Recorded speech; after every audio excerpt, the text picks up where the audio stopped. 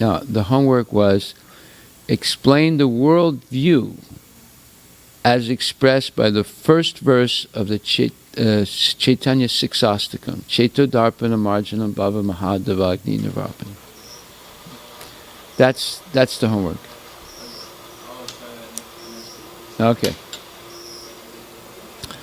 Anybody else? Sidhu, did you do your homework? No. Okay. Well, at least everyone is consistent. Nobody did the homework. That's consistency, but it's not consistency for success. It's a consistency for failure. Right. Okay. So, let's just have a general understanding. What is a worldview? Kishori. Where's the microphone?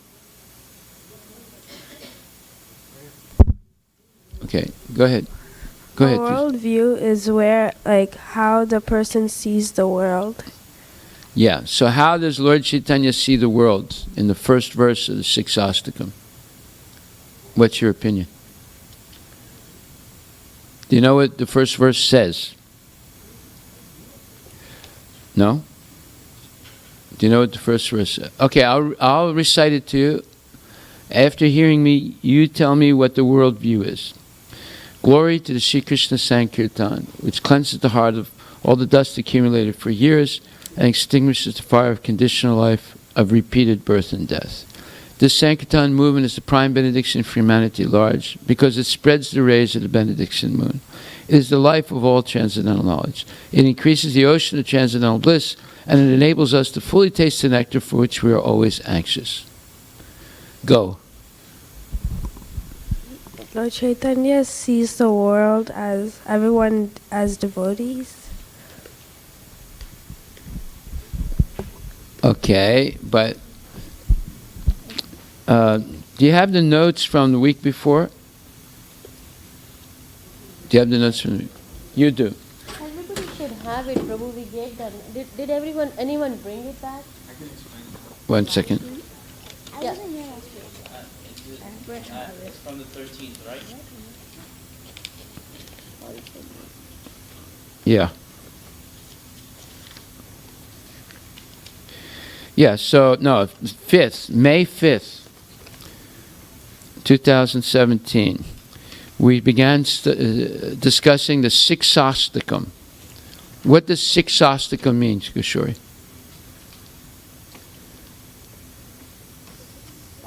Anvita? Siksastakam.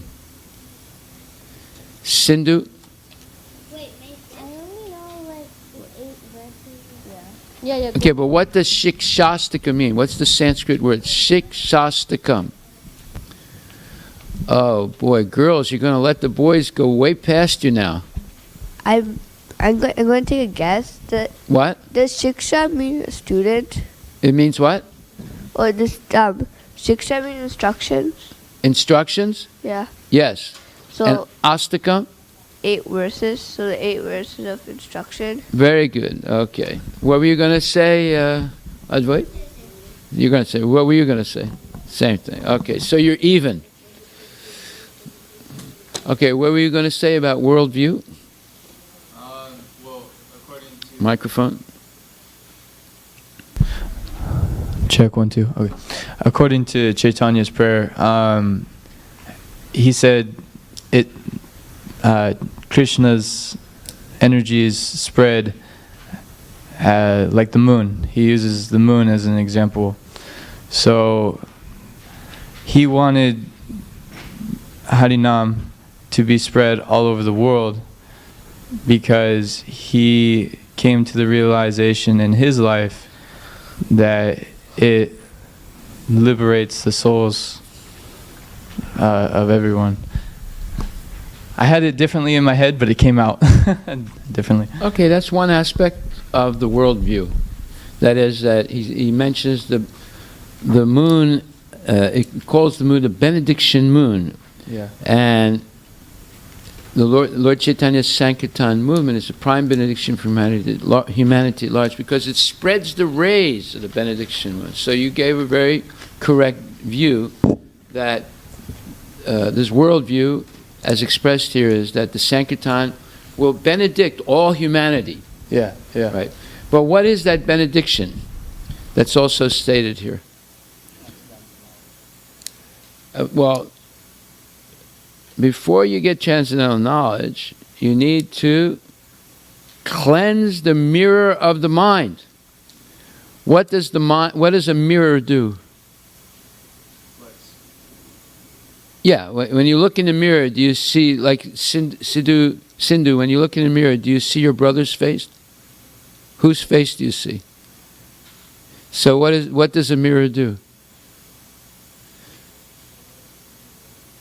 Yeah, it reflects your face back to you, right?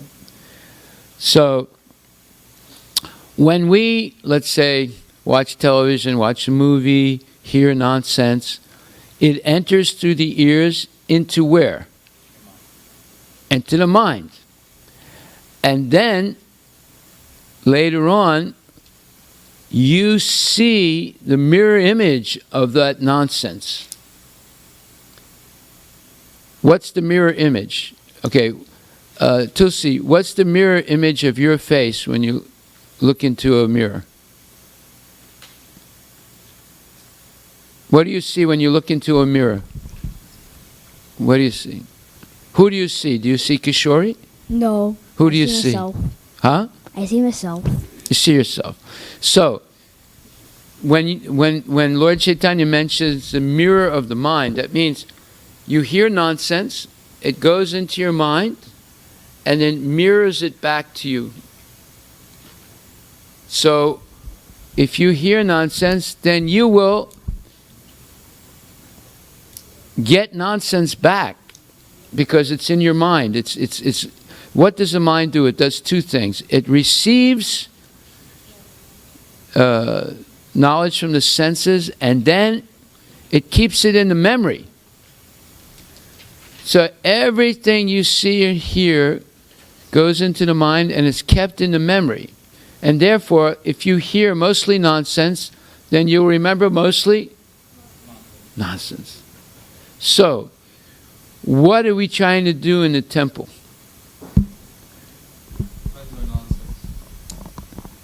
Not only cleanse it, we're trying to overwhelm the nonsense with good sense.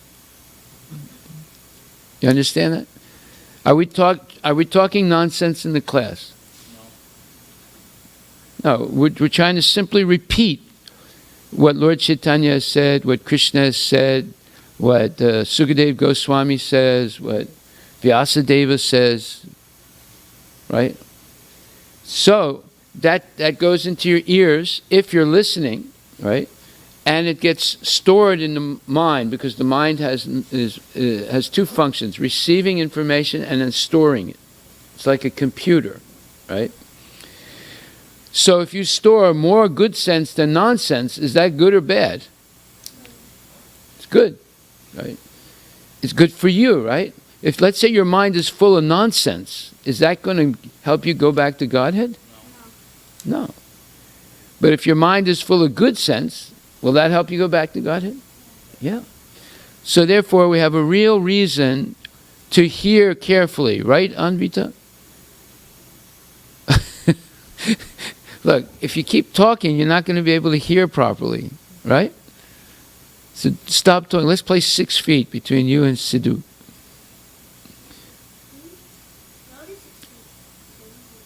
No, I mean Sindhu. Sindhu, yeah. Okay. All right, so now, what is the benediction? First benediction is Cheto Bharpana Marjanam. What does that mean? Microphone. What? Cheto Dharpana Marjanam. What is that? What is the first benediction?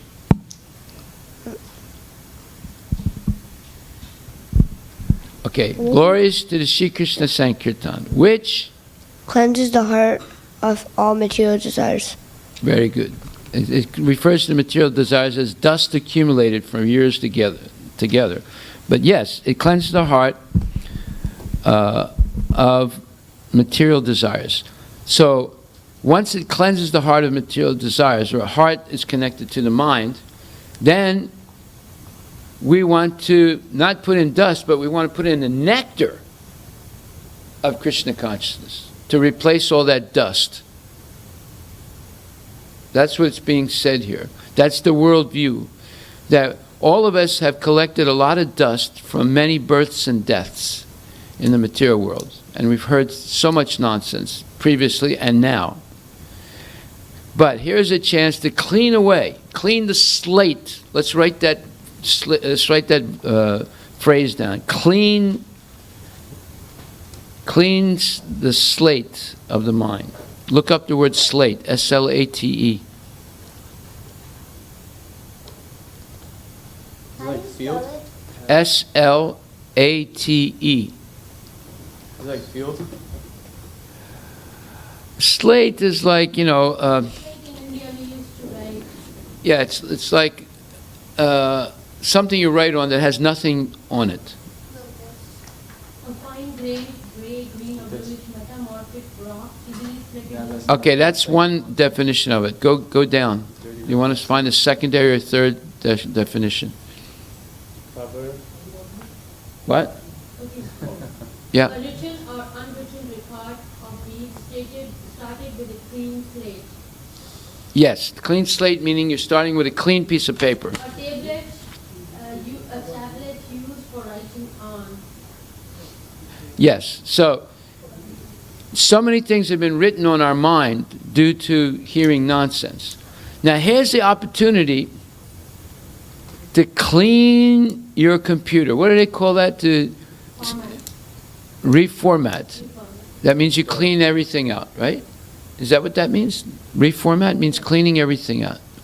So you can reformat your computer, your mind, by cleaning out all the junk that we've heard and seen.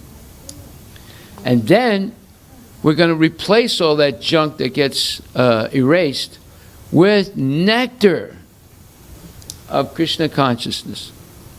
This is the prime benediction for humanity at large, because it cleanses the heart of all the dust accumulated for years. And then, if you get rid of all that nonsense in the brain, then it extinguishes the fire of conditional life. What is the fire of conditional life? Yes? Struggle for existence False ego. and desires. No, the fire, the desires. The lusty desires. That's the fire of conditional life. The lusty desires force us to do sinful things, to break the regulative principles. Okay? So now we're talking in depth, what is the world view that Lord Chaitanya is presenting in the first verse of the sixth Shastakam. You see, it's actually very profound. What does the word mean, profound? Potent, No. deep, Deep what? A deep river? Deep what? You could have a profound river that's deep. No, profound means, yeah. The vast depth of the ocean or of the mind. Yeah. having or wielding force, authority or influence. Okay, it means having deep knowledge, or a very deep well or ocean of knowledge. So you have profound knowledge, meaning you have a lot of serious knowledge and wisdom.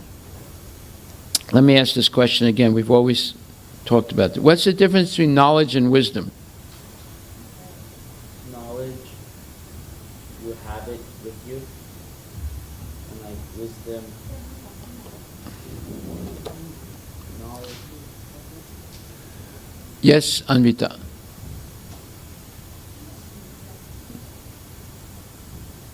What's the difference between knowledge and wisdom? The difference between knowledge and wisdom is that knowledge is that it's like you know a thing, but you you might not use it. And wisdom is applying the knowledge into action. Wisdom what? Wisdom is applying the knowledge into action. I didn't understand. Wisdom is applied with knowledge? Like, I know. So like, if you have wisdom, that means like what you know, you use that to do good deeds. You use that to what? Do good deeds. Yes. Very good. Knowledge is theoretical, right? I know that smoking causes cancer, right? But wisdom is, someone offers me a cigarette and I say no, because I don't want to do anything to my body that is bad, and smoking is bad for my body. I have to use my body only in Krishna's service, so I can't use cigarettes, smoke in my body for Krishna's service. First of all, Krishna doesn't accept intoxication. So that's called wisdom. You know, not only you know that it's bad, but you don't accept doing anything that is not favorable for Krishna consciousness. That means you have wisdom. And you do everything that is favorable for Krishna consciousness. That's also wisdom. So wisdom is knowing how to use the knowledge you have in the service of Krishna.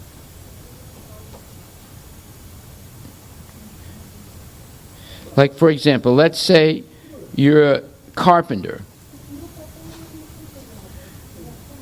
So instead of making a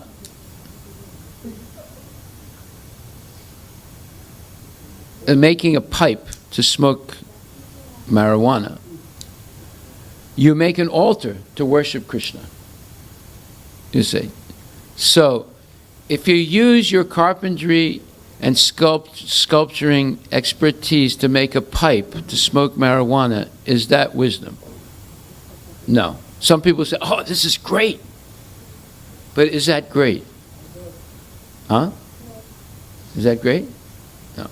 But if the carpenter uses his skill of carpentry and sculpting to make an altar for Krishna, is that wisdom? Because you're using your knowledge to serve Krishna. So that is real wisdom.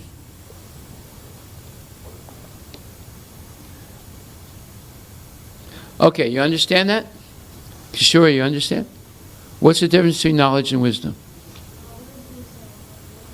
What? Use the microphone, speak loudly, and don't mumble your words. Knowledge is like... Don't say like. Knowledge is what?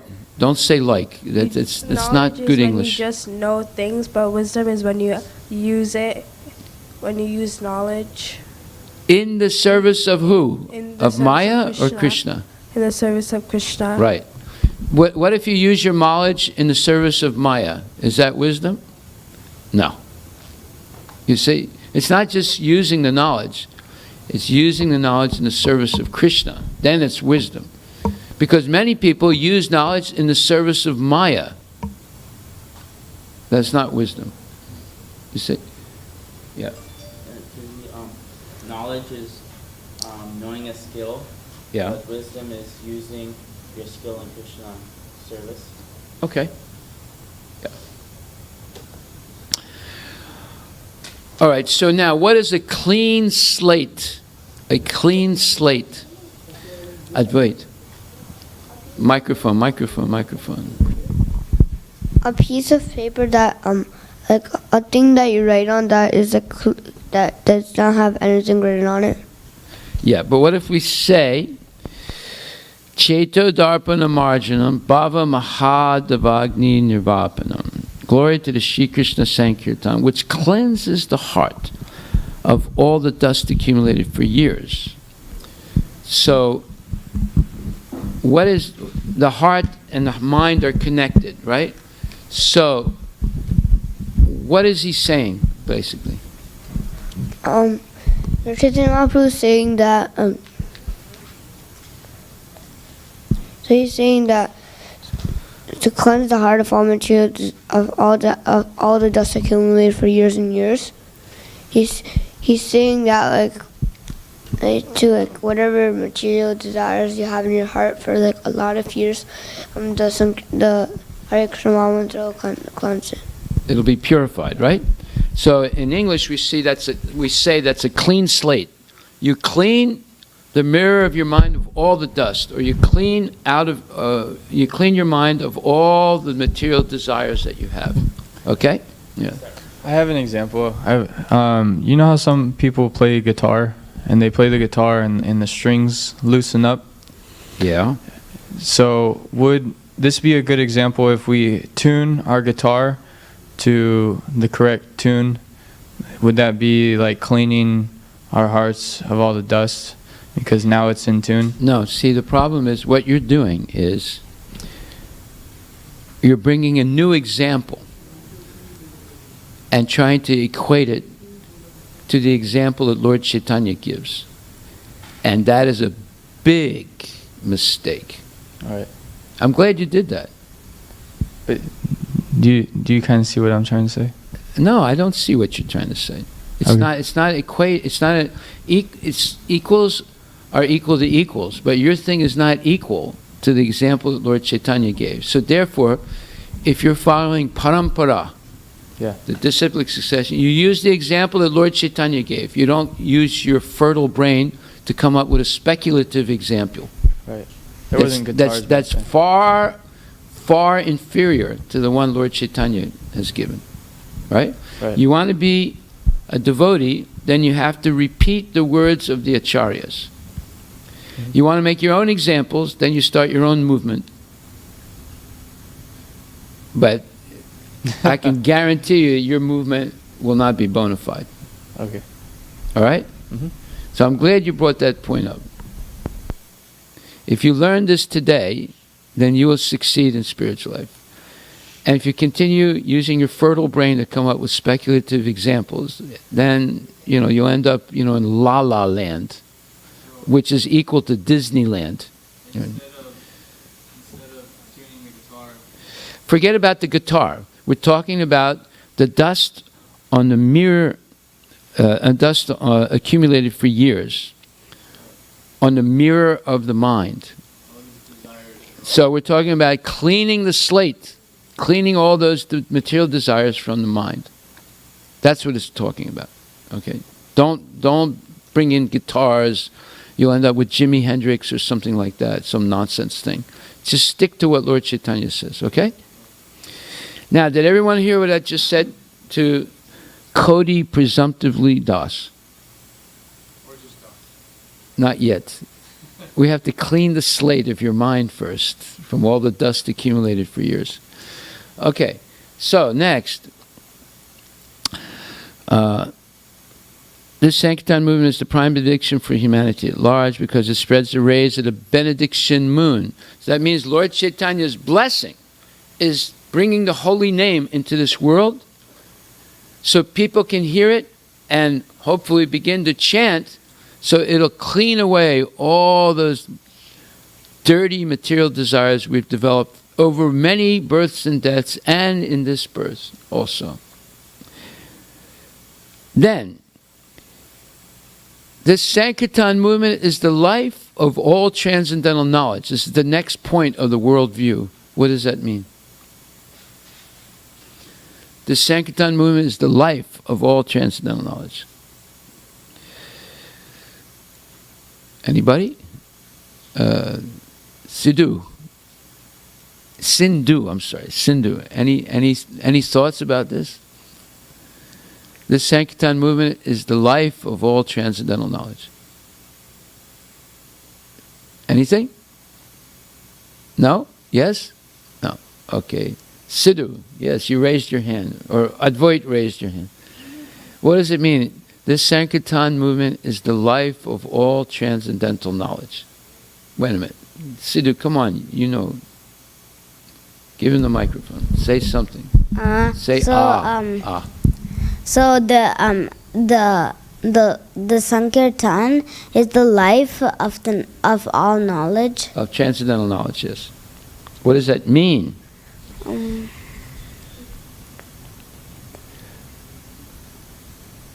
Okay, Omar, what do you think it means? Take the microphone. What do you think it means?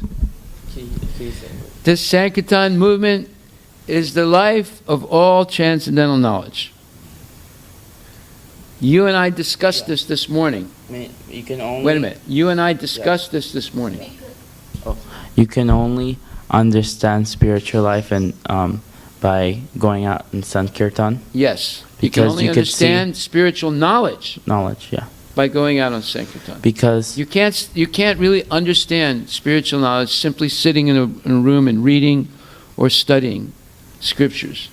You can understand it only if you go on Sankirtan knowledge. That's why he says here, this Sankirtan movement is the life of all transcendental knowledge. He didn't say you can attain transcendental knowledge by sitting at home. He didn't say that. Right? yes. Okay, yes.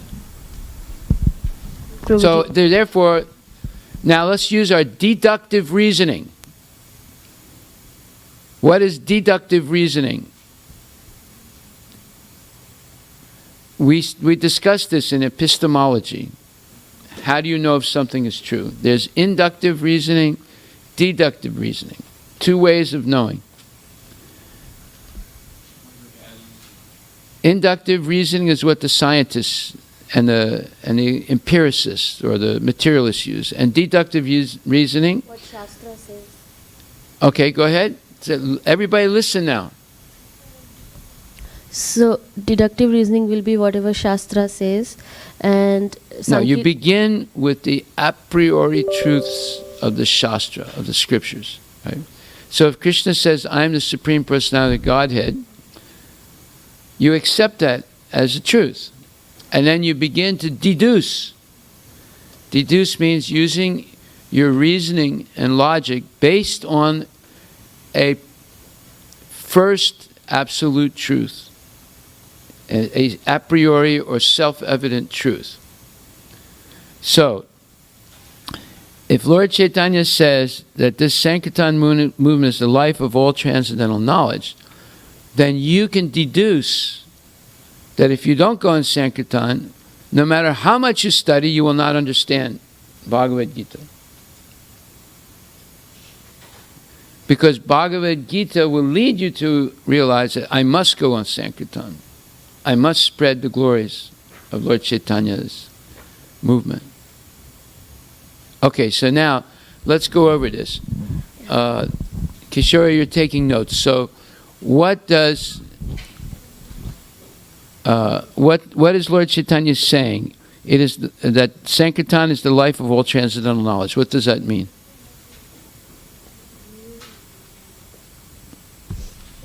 You want to try? No? Okay. Okay. Let's Sidhu try. That if you go on Sankirtan, it's even better than studying at home. Yeah, no, we're not saying don't study at home or don't come to class. What we're saying is that you won't be able to realize the real meaning of the words that you're studying unless you go on Sankirtan also. Okay? And Anvita, you wanted to say something? Okay. Anybody else want to say something? Yes. So, as Chaitanya Mahaprabhu says that Sankirtan is the life of transcendental knowledge. So that means when we go out on Sankirtan, when we do congregational chanting,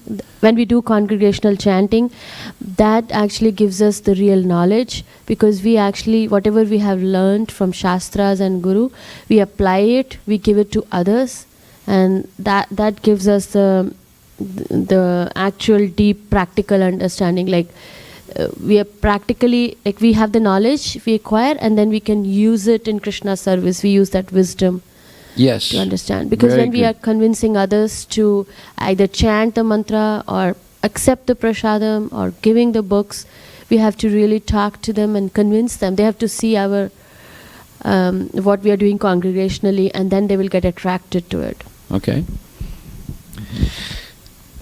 Now we're discussing the worldview. Yes. Yes.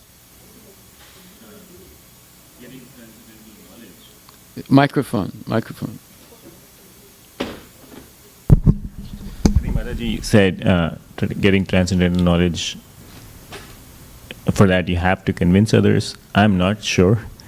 To me, getting knowledge is to convince yourself first, let alone convincing others. We don't even know how to convince ourselves, so I don't want to feel like convincing others. Well, is the you're way to saying don't put the cart before the horse. Yes. Write that down. That's a proverb. Don't put the cart before the horse. Don't put the cart, C-A-R-T, before the horse. Will the cart go forward if you put it before the horse? No. You have to put the horse in front of the cart and hitch it to the cart. Yes, then it'll something go else. forward. I thought, to me, Sankirtan, if we had to ask why is Sankirtan the life, I thought that answer was because that's the way to cleanse your mind and your heart. And unless your mind is cleansed, reading words is not going to get those into your mind or heart. That's what I thought, not so much about convincing others. Well, if you have purified your heart and you're enlightened with transcendental knowledge, then you can convince others, because you become happy and you become satisfied with engaging in Krishna consciousness, and you're no longer attracted to doing nonsense.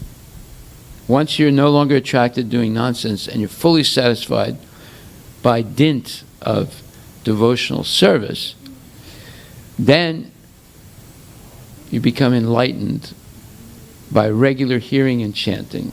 And when you go out on Sankirtan, not only you're happy, that people can see that you're happy and not attracted by anything in the material world, but you have the power to convince them, the power of purity. Purity is the force. Write that down. Purity is the force. Books are the basis. Purity is the force. Books are the basis.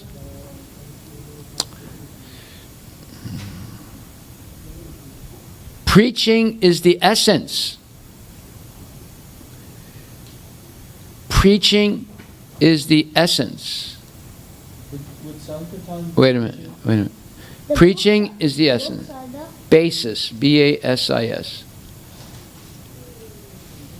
Purity is the force. Books are the basis. Preaching is the essence, E-S-S-E-N-C-E. And utility is the principle. Utility, U-T-I-L-I-T-Y. Utility is the principle, P-R-I-N-C-I-P-A, P-R-I-N-C-I-P-L-E. There's principle and principle, P-R-I-N-C-I-P-A-L and P-R-I-N-C-I-P-L-E. Yes, Tulsi? Huh?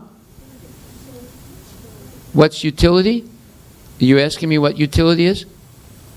Yeah, utility means what works.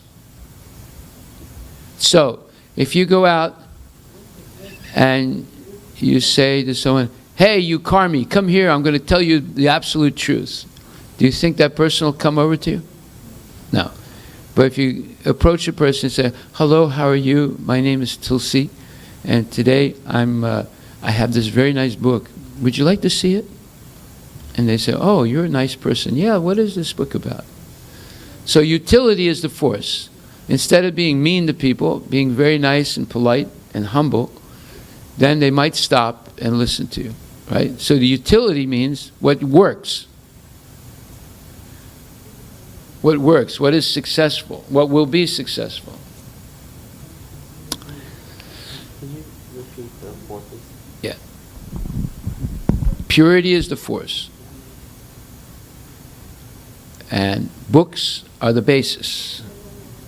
In other words, you simply have to repeat what Prabhupada has written, and he's written only those things that Krishna has said and the previous acharyas have said. So if you just repeat that correctly, you can paraphrase it in your own words if you want, but you repeat the ideas correctly, So that's the basis of what you say. And books are the basis, and purity is the force. You have to have a pure heart, not all contaminated with material desires, but purified of all material desires. And that clean slate happens when you regularly chant and take prasadam and associate with good devotees. That means that if you associate with bad devotees, it won't work. And then lastly, utility is the force. Is that 4 things? Preaching is? Preaching is the essence, yeah. In other words, if you don't come to the point of being a preacher, you will not really mature in your understanding. But to be a preacher, you have to be pure. You can't be impure and preach, because you'll do more damage than good if you're impure and you preach. Isn't that the 9th? The 9th offense is to instruct the faithless person about the glories of the holy name.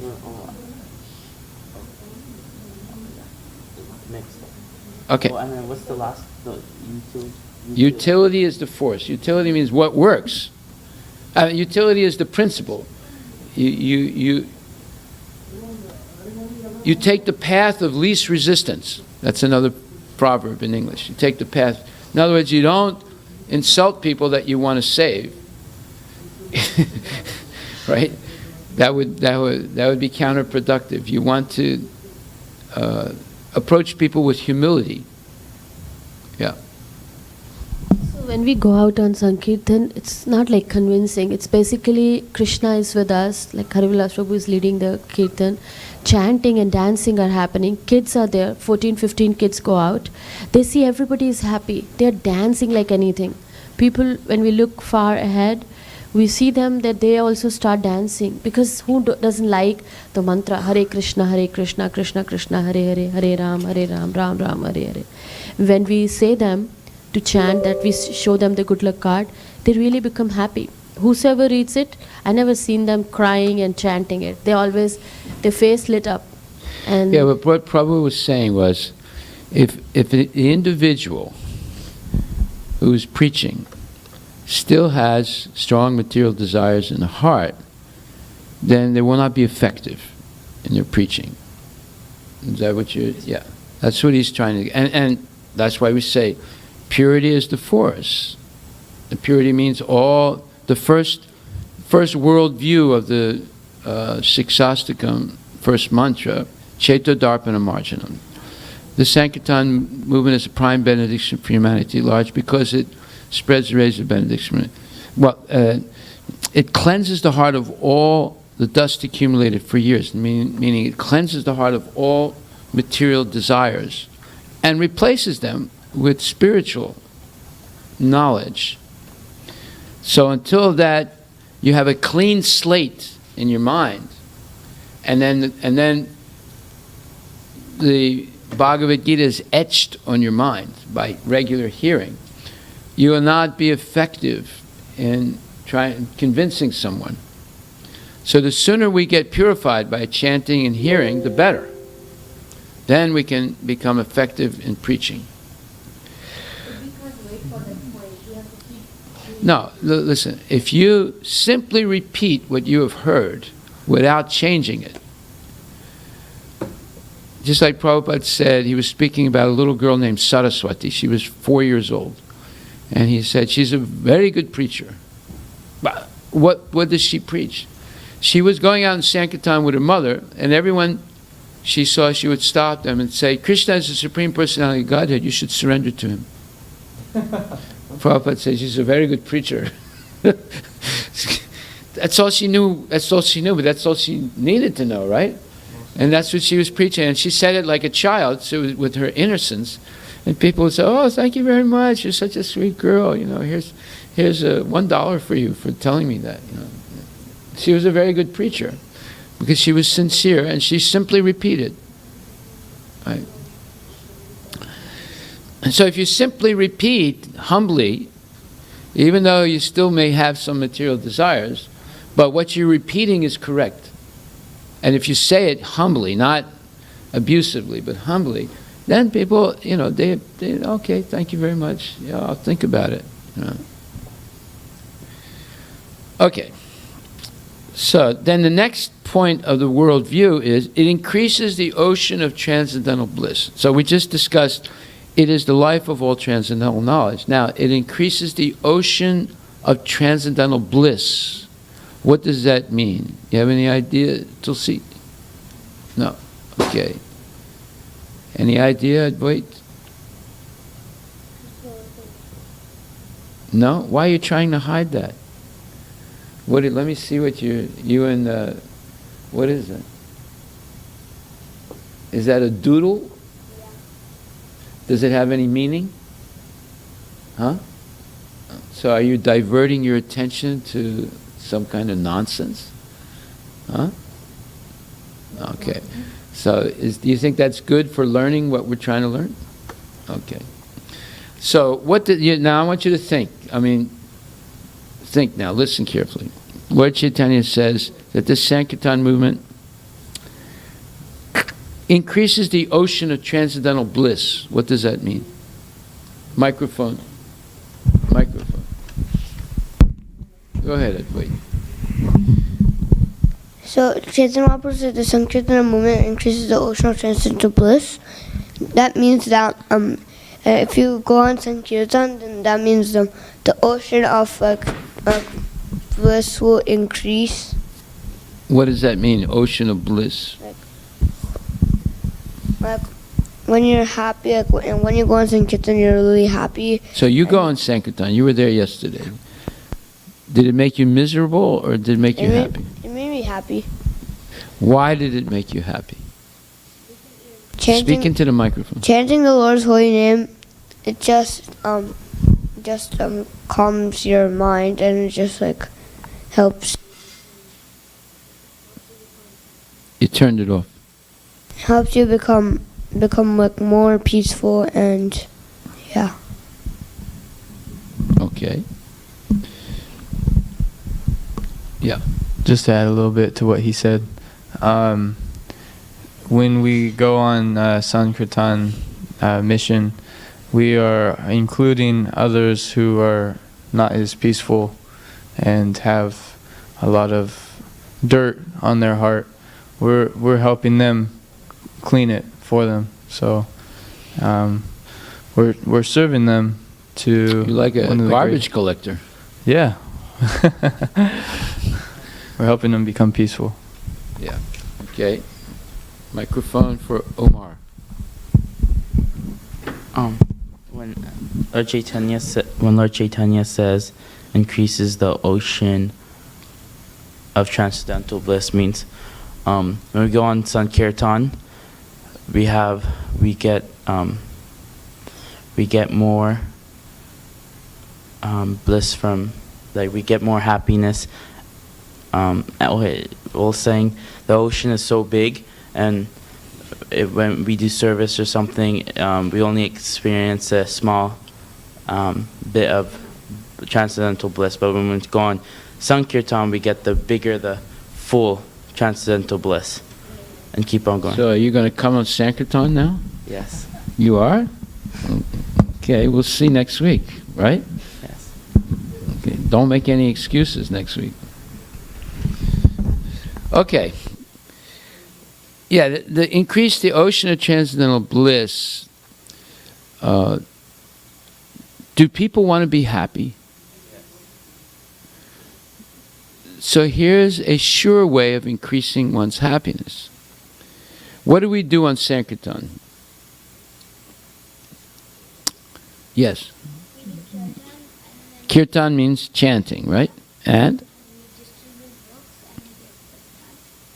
Okay, but you forgot a whole bunch of things. You didn't mention a whole bunch of other things that we do. Okay, when you want to have a good time, what do? Play, right? Well, when you play, what do? You run around, you jump up and down? Yeah. So, on Sankirtan, we're dancing, jumping up and down, and running around. Is it not? So does that make you happy when you can jump up and down and you run around? Yeah. So that's what we're doing. We're jumping up and down. We're running around. We're dancing. We're singing. When a person sings, does that mean they're happy or they're miserable?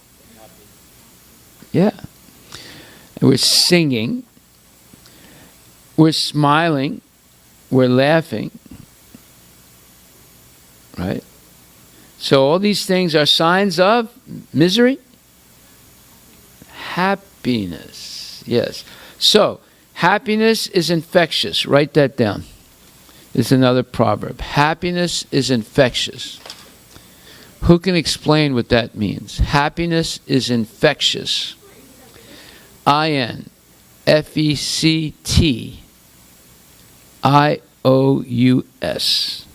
I-N-F-E-C-T-I-O-U-S. It's like when someone yawns around us. You're obfuscating the issue. You know what that means in English? No.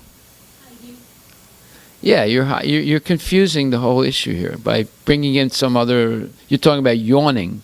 Well, it's like, No, yawning is inauspicious, by the way. Yawning in public is inauspicious, yeah. And yawning in the temple especially is an offense against the deities. So you're obfuscating, you're confusing the issue by bringing in an unrelated example. Yes? This is infectious means that when you are happy, you spread the happiness around. If people see you happy. What's an infection? Infection means it spreads around. It transfers from It one goes person from one to person another. to another. But a disease. But this is a good disease. There's bad diseases and there's good diseases, right? This is not a degenerative disease. This is a regenerative disease, right? Yes.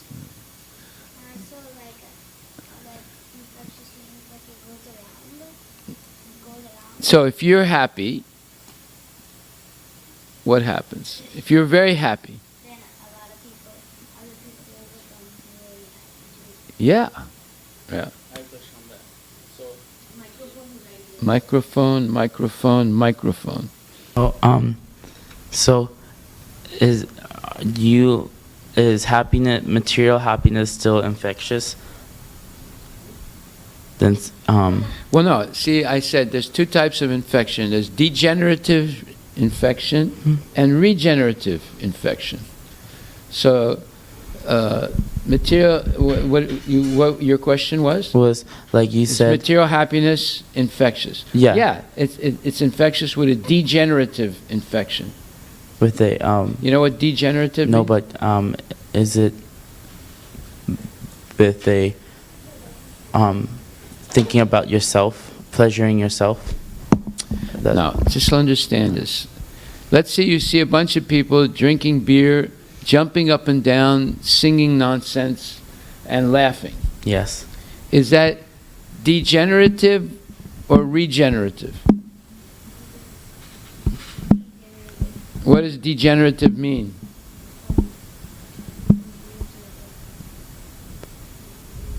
Microphone. What's degenerative mean? I think it means like material happiness. No.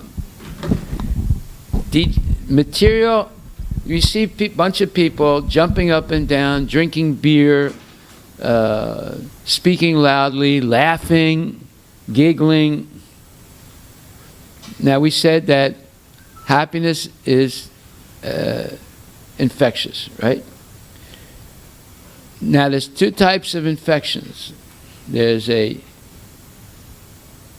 degenerative infection and a regenerative. So what does generative mean in general? What does generative mean? What? Yeah, produce, create, yes. So if something is degenerative, D is a prefix, which means it's negative. Takes away from life. And regenerative is, re is another prefix, it means? Gives life. Huh? It gives life. Yeah. So, Would you like a degenerative infection or a regenerative infection? Right. So Sankirtan is a regenerative infection. And drinking beer and laughing and giggling and making jokes is a degenerative infection. Okay? So, Sankirtan increases the ocean of transcendental bliss. In other words, if people see a large group of devotees chanting and dancing, nicely dressed with tilak on, and happy, then you're spreading a regenerative infection. It makes other people happy. And if they want to find out how come you're so happy, then you can explain to them how chanting Hare Krishna makes you happy and peaceful. And if they like, they can take a book. And if they don't want to give some donation for a book, we can give them a free pamphlet. What's the name of the pamphlet we give out? Huh? What are you going to say? Isn't the name On Chanting? What's the name of the pamphlet we give out? Yeah, On Chanting Hare Krishna. And that explains all about chanting Hare Krishna. That will make you happy and regenerate your spiritual life. Regenerate meaning bring back alive. So this happiness in Krishna consciousness gives people hope that they can also have happiness through spiritual life rather than seeking happiness through material life. Got it? One question on that. Yeah. Could regenerative be like a liberating source, and then degenerative be like a bonding? Yeah, regenerate means you brings back alive your spiritual life. And degenerate means it pushes any hope of having a spiritual life deeper into impossibility. Okay. You must have experience of that. Yeah, okay. All right. So, and then the last line, it enables us to fully taste the nectar for which we are always anxious. What does this mean? Raise your hand slowly. Not that slowly. Anybody want to raise their hand and explain that the Sankirtan movement enables us to fully taste the nectar for which we are always anxious?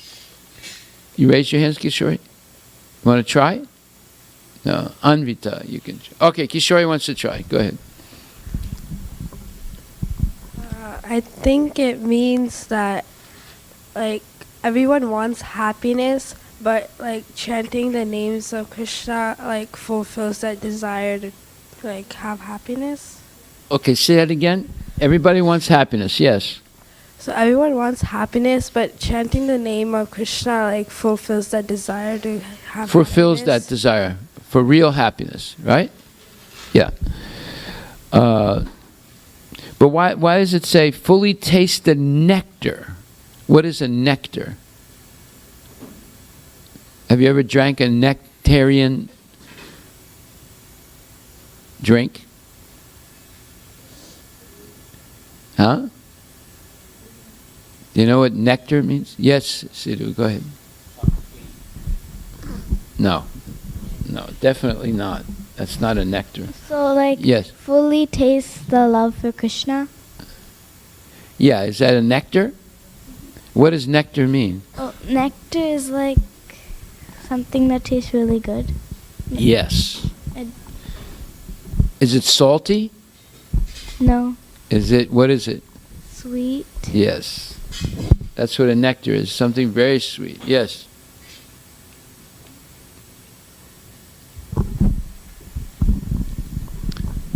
Go ahead. So it means that nectar means honey. It's like basically very sweet. It basically means that when we are chanting, we get that taste and happiness. It's sweeter than honey. It's very blissful.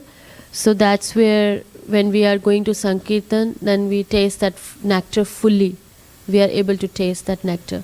It's not like we put the honey in the bottle and are not able to open it and just seeing it from outside, but when we go out on Sankirtan, we can taste it actually. Yes. Okay. Did Anvita want to say something? No. Did Advait want to say something? Or Sidhu, you want to say something? Yeah. Microphone for Sidhu. Go ahead.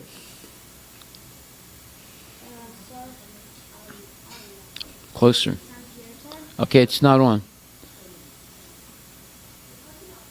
With Sankirtan, it enables us to taste the nectar of love of God, love of Krishna. That's the real nectar, right? Yeah.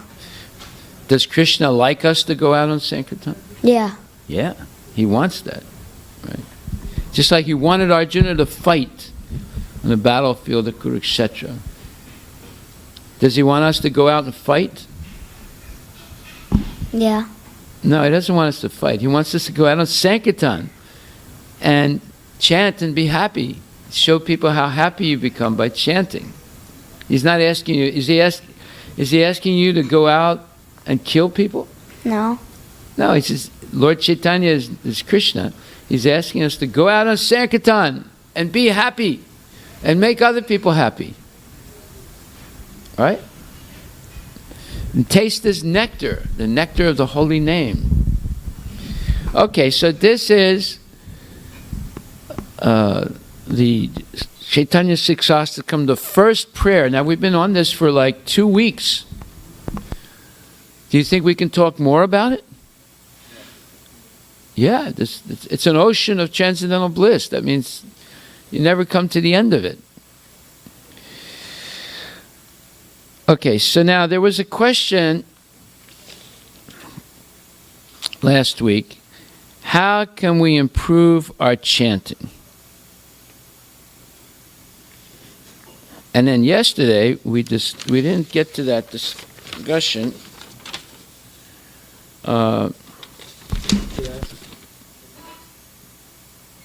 Yeah. Okay, now this is the worldview. You just finished more or less discussing the worldview expressed by Lord Chaitanya in the first verse of the Siksastakam. Okay? Now your homework was to write down what you think is the worldview expressed by Lord Chaitanya. Now, nobody did their homework. So can we do that homework for next week? Yes? I didn't hear one yes from the young ladies. Yes? Anvita, did you say yes? Yes? Did you say yes, Prabhu? Did you say yes, Tulsi? Did you say yes, Kishori? Did you say no? Okay, very good. Did you say yes, Cody? Das? Well, we'll keep that suspended for the time being, but hopefully, yes. You going to do the homework? Do you have it in writing? You just got it written in your brain. You heard it, right? We're still on Chaitanya's prayer. First prayer, not all the prayers, the first prayer. The worldview expressed by the first prayer. Chaito Dharpana Marjan. Okay, stop playing with the spinner. Otherwise your mind is going to spin out of control. You want your mind to spin out of control. Okay. Okay, so then how can we improve our chanting? What did we discuss last week about how to improve our chanting? Good. Okay, we'll go over this right after the arti and finish up.